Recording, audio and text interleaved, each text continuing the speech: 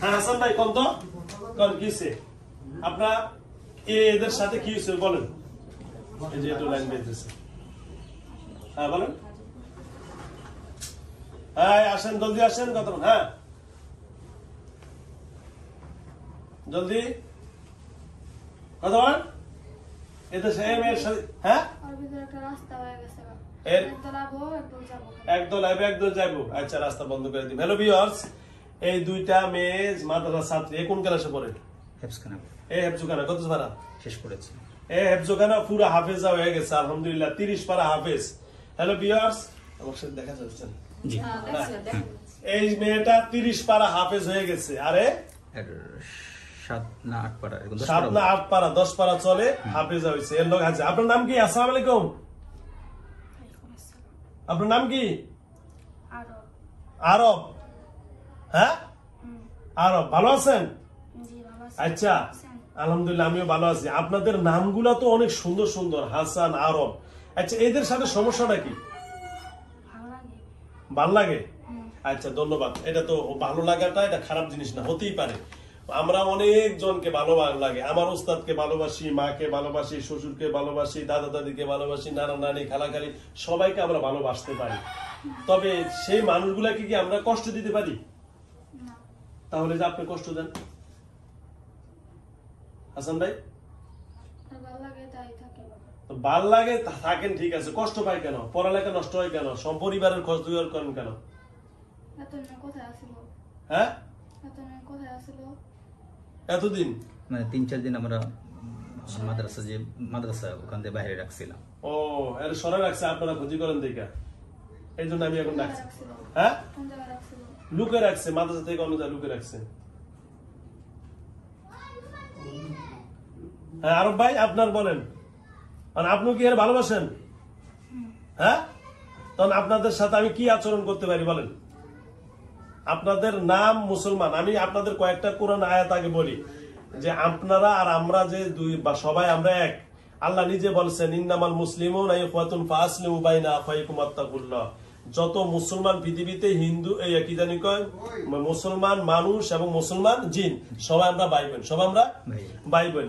ইয়া মাশারাল জিন্নি ওয়াল ইনসি in ইসতাতাতুম। অন্য আল্লাহ রাব্বুল আলামিন মানুষ এবং জিন জাতির ক্ষেত্রে, মুসলমানের ক্ষেত্রে আল্লাহ রাব্বুল আলামিন সর্বোপরি সকল ক্ষমতা আল্লাহ দিয়েছেন। আল্লাহ রাব্বুল আলামিন ওয়ালাকাদ জাআলনা লি জাহান্নামা কাসীরাম মিনাল জিন্নি ওয়াল ইনস। মানুষ এবং জিন জাতিরা কালকে জাহান্নামকে আল্লাহ পরিপূর্ণ করবেন। এরপর অন্য আয়াতে আল্লাহ রাব্বুল আলামিন কি বলছেন যে এত মানুষ ঢুকছে কেন? কে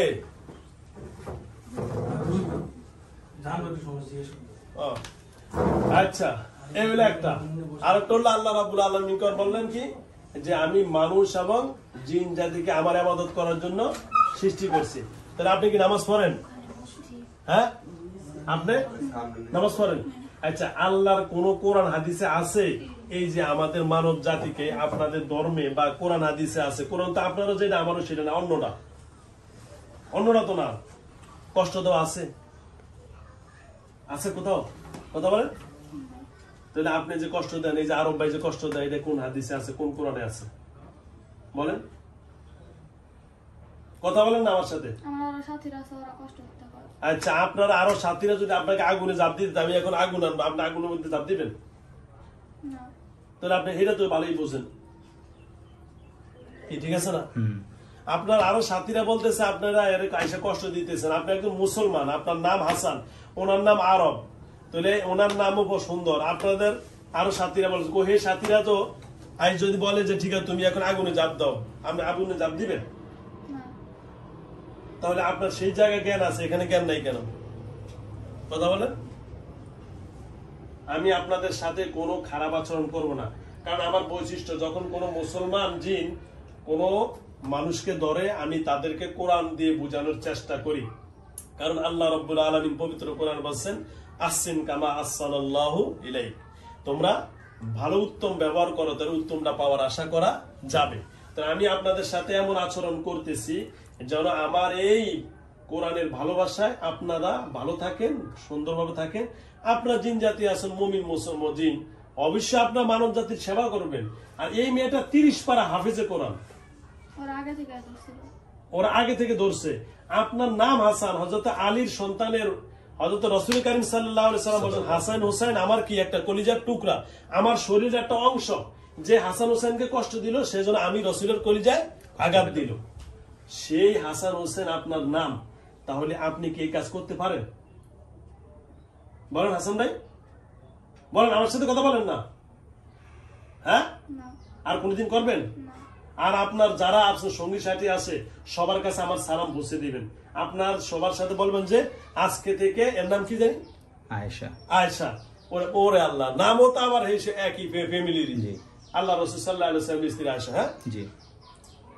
আল্লাহ রাসূল সাল্লাল্লাহু আলাইহি ওয়াসাল্লাম, আল্লাহ শাকাবতা কলবি, আয় আল্লাহ আমার অন্তরে কেন যে আয়েশার প্রতি আমার ভালোবাসা আমি নিজেও জানি না। তাহলে এটা যে এই যে তাই মেয়েটার নাম আয়েশা, আবার আয়েশার নাতির নাম হলো কি হাসান হোসেন। তাহলে এই যে আপনার ফ্যামিলিগত মেয়েটার নামও ভালো, একজন হাফেজা, এই মেয়েটাকে আপনি কষ্ট দিন। আপনার নামের সাথে আমি আপনার সাথে বেয়াদবি করতে পারি না, কারণ আল্লাহ রাব্বুল আলামিন বলেছেন কি, ওয়ালিল্লাহিল আসমাউল হুসনা, যারা ভালো নাম রাখে তাদের কারণে আল্লাহ হাসরের ময়দানে তাদের নাম উচ্চারণ তাদেরকে কি করবে, মাফ করবে। একজন ভালো নামওয়ালা ব্যক্তির সাথে আমি এই আচরণ করবো, এটা আমার দ্বারা সম্ভবই না। এখন আপনি বলেন, আপনি কি থাকবেন না যাবেন? আর কোনদিন হবে না তো আমার বোনের সাথে কোনো কিছু? আজকে থেকে আমি একটা, আপনি বলেছেন যে আল্লাহ ইন্না নাহনু নাযালনা যিকরা ওয়া ইন্না লাহু লাহাফিজুন। আল্লাহ রাব্বুল আলামিন বলছেন কুনিয়াতে আমি এসে কোরআন হেফাজত করব না, আমার আল্লাহ রাব্বুল আলামিন এই মানব জাতির মাধ্যমে কোরআন হেফাজত করবে। এই মেয়েটাকে যদি আপনি আজকে ক্ষতি করেন, এই মেয়েটাকে যদি আপনি কষ্ট দেন, তাহলে একটা কোরআন ধ্বংস হয়ে গেল নাকি? এটা কোরআন হাফেজ, একটা কোরআন ধ্বংস হয়ে গেল। আর একটা কোরআন যে ধ্বংস করলো তার পৃথিবীও শেষ, ফসিরাত দুনিয়া ওয়াল আখিরাহ, দুনিয়াও শেষ আখিরাতও শেষ। আপনি তো মৃত্যুবরণ করবেন, এটা তো সত্য নাকি হাসান ভাই? জোরে বলেন। তাহলে আপনার তো হাসন নাসর আছে, জান্নাত জাহান্নাম আছে তো, তাহলে আপনি কি জান্নাতে যাইতেছেন না জাহান্নামে যাইতেছেন? জান্নাতে যাইতেছেন। তাহলে জান্নাতে যাইতেছেন, আমার এই কোরআনে হাফেজাকে আর কোনো কষ্ট দিবেন না? আজকে থেকে সুস্থ তো ইনশাআল্লাহ। আপনারা ওনাকে বিভিন্ন ভয় দেখাইছেন, ওদের ফ্যামিলিকে বিভিন্ন ভয় দেখাইছেন, দলবল আছে, আপনারা পথ হয়ে গেছেন। আচ্ছা, পথ আচ্ছা, আপনাদের ওই জায়গায় দল থাকে, আপনারা প্রয়োজনে মাদ্রাসা গিয়ে ওস্তাদের সাথে সাক্ষাৎ করে পড়ালেখা করবেন। আমার এখানে তো পুরো মাদ্রাসাতে প্রচুর জিনেরা থাকে, কই আমার একটা ছাত্র তো কাউ ক্ষতি করলো না, কি কথা ঠিক না? জি। আপনার মাদ্রাসা অনেক দল থাকে, আপনারা উপকার করবেন। আপনার মুসলমান, আজকে যদি একটা হিন্দু একে আঘাত করতো, আমার কলিজাকে মানাইতে পারতাম যে না, ও তো বিধর্মী, করতেই পারে। কিন্তু আপনি একজন কোরআন পড়নেওয়ালা, আপনি একজন মুসলমান জিন, আপনি যদি এগুলা করেন তাহলে আমরা যাবো কোথায় বলেন? আর হবে হাসান ভাই? ওকে ইনশাআল্লাহ, ওকে তো ইনশাআল্লাহ, ইনশাআল্লাহ কত দিলেন তো? আল্লাহ সবার সাক্ষী রেখে বলেন ইনশাআল্লাহ আমি আর জীবনে, বলেন, আয়েশার কাছে আসবো না, এবং আমার কোন সাথী সঙ্গীর কথায় তাও আসবো না, কাউকে আসতে দিব না ইনশা আল্লাহ। আমার এই বোনটা হাফেজে কোরআনের কাছে আমি আর আসবো, যদি আসি আল্লাহ যেটা কাজ, আল্লাহ যেটা শাস্তি আমি তা মানিয়া ইনশাআল্লাহ। তো ওকে, ধন্যবাদ, আপনার সাথে কথা ক্লিয়ার। ওকে, শেষ হল। তারপরে এখন আরব ভাইয়ের কাছে যাবো। দেই কি হ্যাঁ কি এখন আবার দেশে বসে কাপড় কেটে নিয়ে এখন আবার অসুস্থ। জিনের সময় তো চালানি জিনের কারণে ওগুলো ওরা করে, ঠিক আছে? এই যে এবার বাড়িতে করছে মাইশি করে, এগুলো আপনাদের চালানি জিনের করে, এগুলো তো এমনি জিনের করে ইয়া না। আচ্ছা আচ্ছা আচ্ছা, এই যে ওনার বলেন তো, ওনাকে জিনের সমস্যা না, মানুষের চালানি জিন, একটু বলে দেন, এটা বলে দেন আরব ভাই, বলেন।